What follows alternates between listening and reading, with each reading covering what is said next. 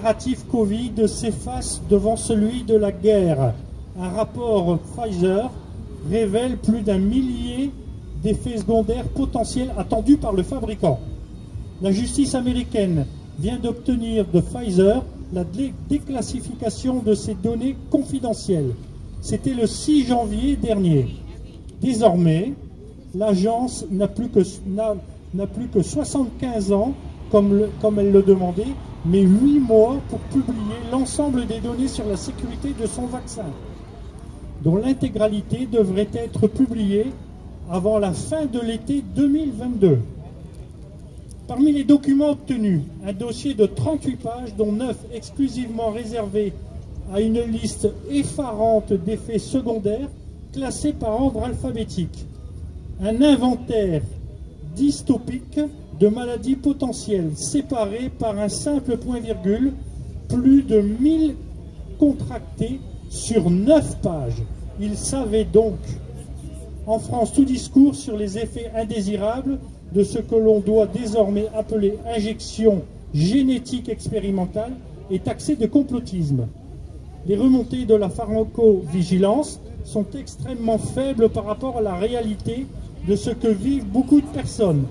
On estime que moins de 10% des déclarations sont faites et ce chiffre est sans doute excessif.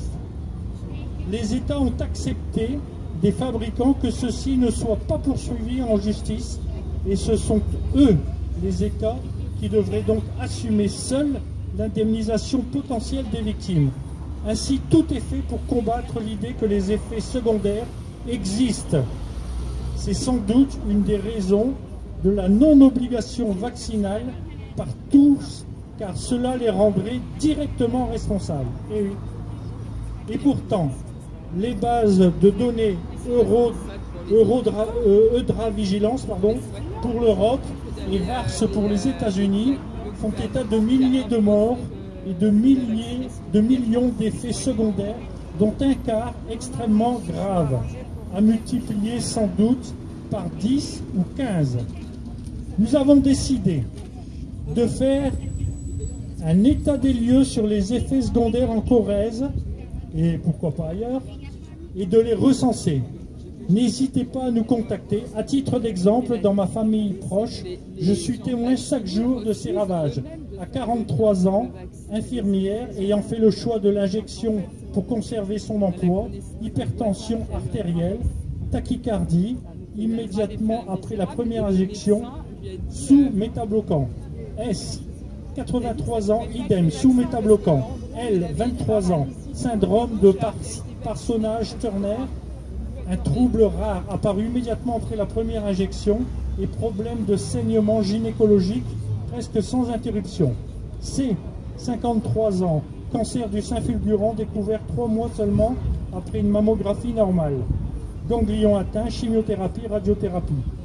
Le papa de JP, 85 ans, Covid après la 3e dose, décès.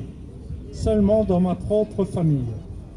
Nous engageons toutes les victimes à déclarer en pharmacovigilance, même après plusieurs mois, afin qu'une indemnisation puisse être engagée lorsque le narratif Covid, tel que nous le connaissons depuis 2 ans, sera terminé et les responsables jugés.